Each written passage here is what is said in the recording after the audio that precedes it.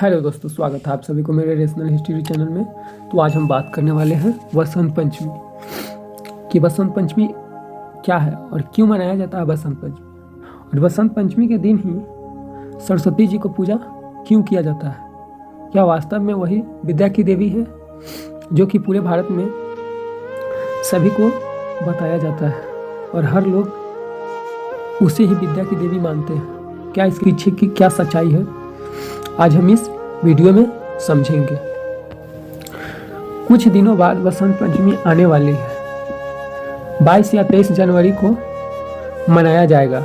यह 2 दिनों का एक त्योहार के रूप में मनाया जाता है और पूरे भारत में यह प्रचार किया जाता है कि विद्या की देवी सरस्वती ज्ञान की एक देवी है।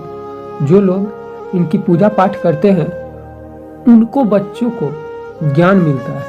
क्या वास्तव में ऐसा होता है?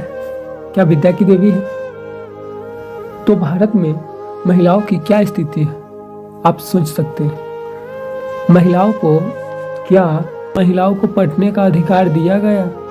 क्या सदियों से महिलाओं को पढ़ने से रोका नहीं गया? हमेशा उसको एक दासी के रूप में स्वीकार किया गया।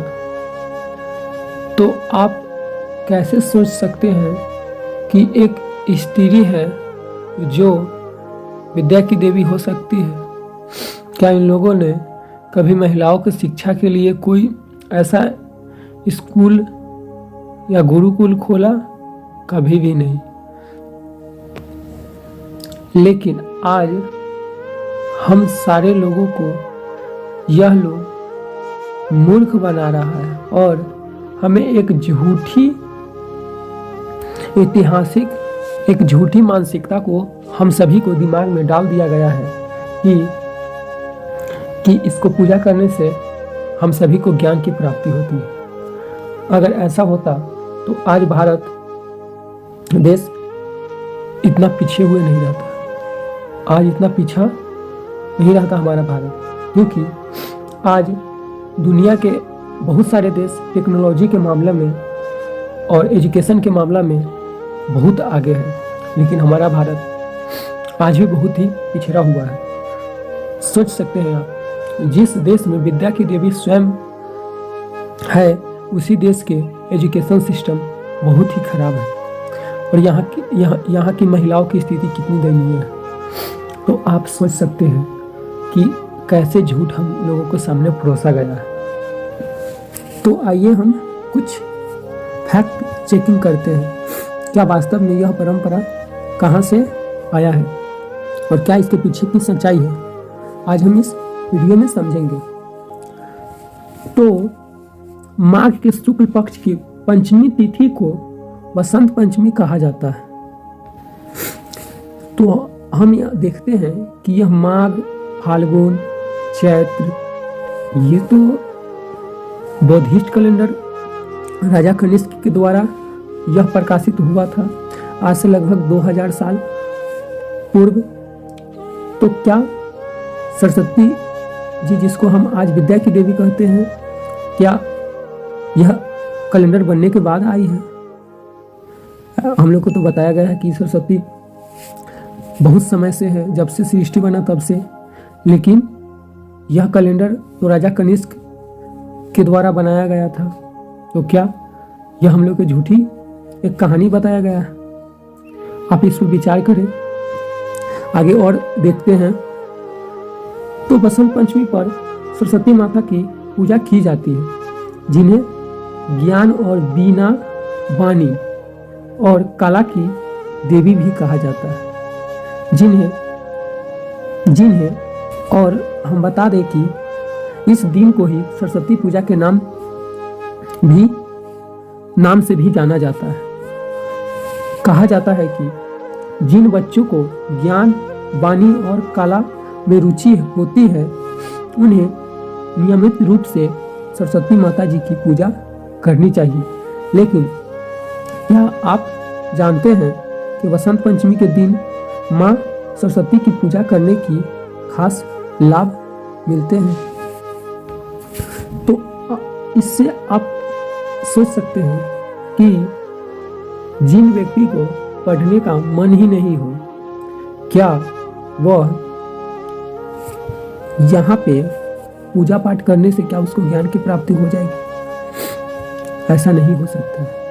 लेकिन जब हम लोग भी बचपन में क्या करते थे कि जब किसी स्कूल में मूर्ति बैठाया जाता था तो हम लोग भी क्या करते थे, वहाँ पे जाते थे और अपना बुक और कलम को चरणों में रख कर आते थे और फिर कोई पंडित आता था, वहाँ पे पूजा पाठ कराता था और सबको बताता था कि यहाँ पे अपना जो भी है ज्ञान के समान है उसको यहाँ पे रख दो तो आप सभी को ज्ञान की प्राप्ति होगी। लेकिन क्या यह वास्तव में ऐसा होता है? बिल्कुल नहीं।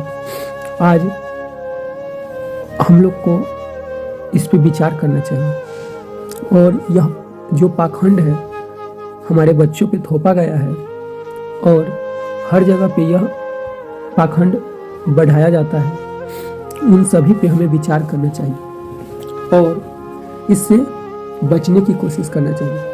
क्योंकि जब तक हम लोग एक साइंटिफिक तरीका से जब तक सोचेंगे नहीं तब तक हम लोग के बच्चों का भविष्य नहीं बन सकता।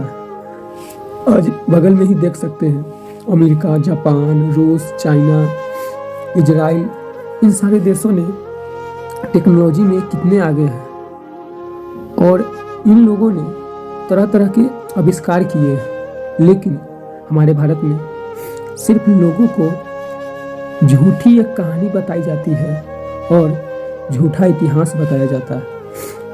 जिस देवी को हम लोग विद्या की देवी मानते हैं वह किस तिथि पे उनको मनाया जाता है? तो एक बौद्धिस्ट कैलेंडर के द्वारा, जो कि 2000 साल पहले राजा कनिष्ठ के द्वारा इसको बनाया गया था। इस कैलेंडर का नाम है शक संवत। इसको प्रकाशित किया गया था। उसी में टोटल माह का नाम लिखा हुआ है। आपको अगर पढ़ना हो तो जाके आप उसको पढ़ सकते हैं। वो हमारा नेशनल कैलेंडर घोषित है, उसका नाम है शक संवत। तो आप सोच सकते हैं यह कैसे हम लोग को बेवकूफ़ बनाया गया। इसीलिए हम लोग को इस पे विचार करना चाहिए और अपने बच्चों को यह झूठी की मानसिकता न डालें और इससे बचें। उनको अच्छे स्कूल में पढ़ाएं और